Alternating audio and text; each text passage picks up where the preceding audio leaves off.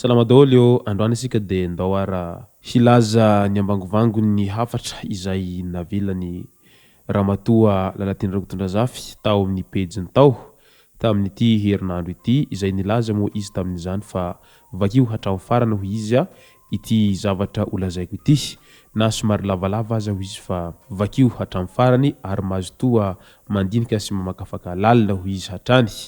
Fa milohan zany dia azadino ny manao commentaire amban'ity video ity mba afahana mandravona ireny hevitra rehetra ireny rehefa video manaraka eo. Azadino ihany koa ny milike ny videontsika ary tsarovy ny miabony amin'ny chaîne-ntsika mba afahanareo manaraka tsy tapaka ny video zay lefa any amin'ny WATAWATA GASY toy izao ny fanaovana azy. Tsy ampendely isika fa avy hatrany tonga dia vavany ndao ary. Tamin'ity faraparany herinandro ity Lalatiana dia nanao fanambarana tao amin'ny pejiny tao. Lava be fa manasanao aho hamaky hatramin'ny farany hoy izy tamin'izany mialohany hanaova ny fanohen-kevitra mahakasika ireo tsikira maro izay mahazo azy indrindra fa ataony ireo mpanositra sy ireo olona izay mpitsikira lava ao amin'ny Facebook ao. Ny araha mahalala ary ny araha mahita fa maro ny olona mpitsikira ao amin'ny Facebook ao indrindra fa ireo mpanositra ireo. Ka isan'izany i Koto Lilahimahitsoambo izay matetika mitsikira foana rehefa mahita andramatoa Lalatiana Rakotondrazafy rehefa izy le mandeha mivavaka sy mamonjy fotoam-pivavahana ireny nefa amin'ny maha-kristianina azy dia hita fa tena ao anatiny fanompona an'izany maha-kristianina azy zany izy satria tena manompo an'Andriamanitra izy ary vehivavy matahotra an'Andriamanitra ihany koa. Tsy vitany Koto Lilahimahitsoambo ihany no mpitsikira azy ao amin'ny tambazotra tserasera Facebook ao fa eo ihany koa rehefa nirsoherinaivo sy ny maro hafa. Ka io moa zany ny hevitra no mety tsy hitovy fa ny olona tsirairay dia samy manana ny fomba fitaizana azy sy ny fomba amampanao indrindra fa eo amin'izay resaka finoana izay ka samy manana ny finoana ny tsirairay. Misy moa ireo izay tsy mino an'Andriamanitra sy Jesosy Kristy fa misy ihany koa ireo izay kristianina ary tena mino an'izany tokoa. Misy ihany koa ireo izay musulmane fa tsy midika kory izany fa tsy mivavaka ny olona sasany rehefa tsy makeny am-piangonana na koa hoe mody mivavaka ny sasany tsy ihany ilay izy fa samy manana amin'ny fomba izay hitondrany ny fiainana io ary samy manana ny fomba izay amin'ny fametrahany fitokisany an'Andriamanitra izay ny tsirairay. Ka ndao ary hotizantsika ilay hafatra izay navelany madamo Lalatiana tao amin'ny pejiny tao. Raha tezitra na sorena amin'ity zavatra ho resahako manaraka ianao mamaky ahy io dia tena mandiniha tena lalina fa misy olana goavana ao anatinao ao ary tena mila fanasitranana ho izy hatrany raha niandoha an'izay fanambarana izay. Tezitra be ny olona sasany fa isaky ny manao publication hono aho dia tsy maintsy miresaka Andriamanitra foana.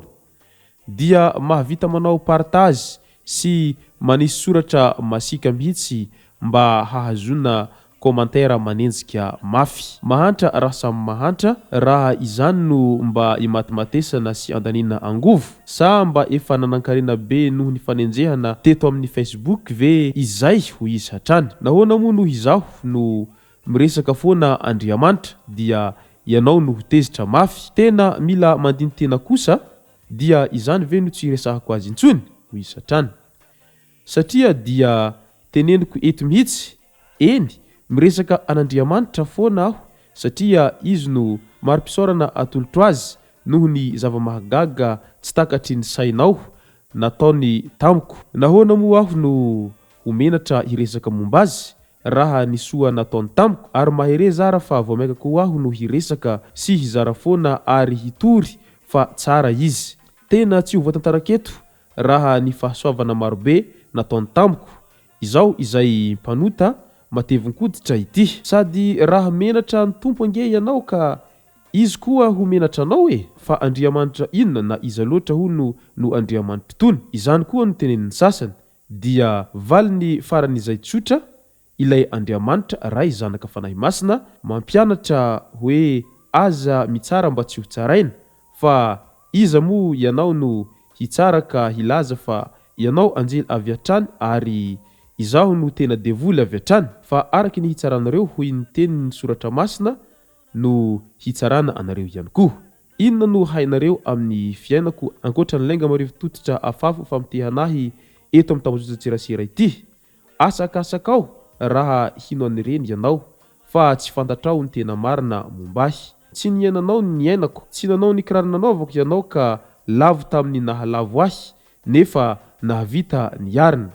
Tsy nandalo ny sedra ny afobe nandalovako ianao nefa mbola tafajoro tahaka izao noho ny fitahian'ilay Andriamanitra avo indrindra. Dia ilay Andriamanitra mampianatra hoe aza mamaly ny ratsy ny ratsy, mivavaha ho an'izay mankahala sy manenjika anao.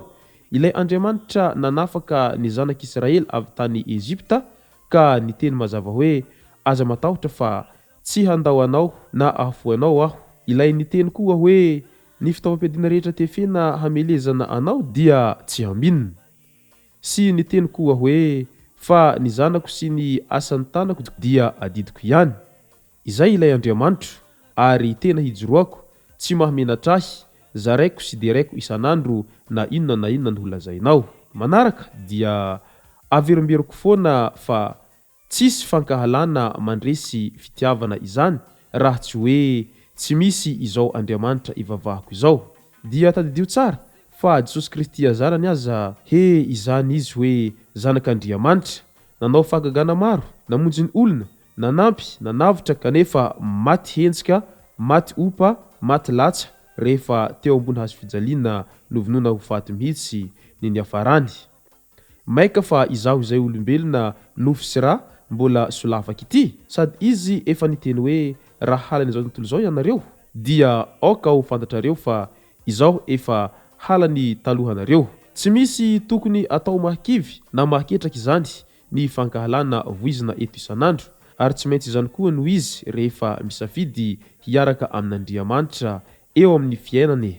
Izy anga nampanantena hoe fiainana milamina be mihitsy izay tsisy fanenjehana, tsisy korontana ny fiainana rehefa miaraka aminy.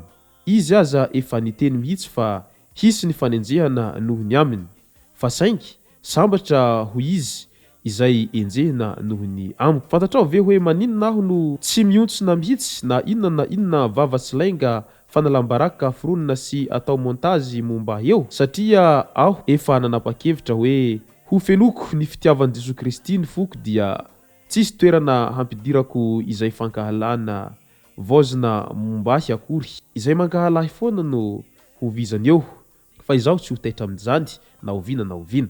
Ary izay lazaiko foana, tena marina nge io ny mahasamihafa amin'izao sy ny taloha, izao aho manana fiadanam-po goavana izay tsy nananako tany aloha. Dia fiadanana avy amin'ilay mpanjaka, ny fiadanana dia Jesosy Kristy. Raha mbola tsy voakasika Andriamanitra tahaka ny kasinany ahy aloha ianao ka tsy mbola nateraka indray, tsy mbola anatiny fiarahandalana amin'Andriamanitra indray, cheminement avec Dieu ho izy hatrany, tahaka ahy ankehitriny dia ho sarotra, tena sarotra aminao ny handray ity resako ity, dia mbola ho vinitra eo indray ianao, ary dia mbola hiaina ao anatiny aizina fankahalana eo foana ianao mandrakizay. Fa tsy maintsy ho avy ny andro ray hanontanianao tena hoe mba nitondra inona teo amin'ny fiaina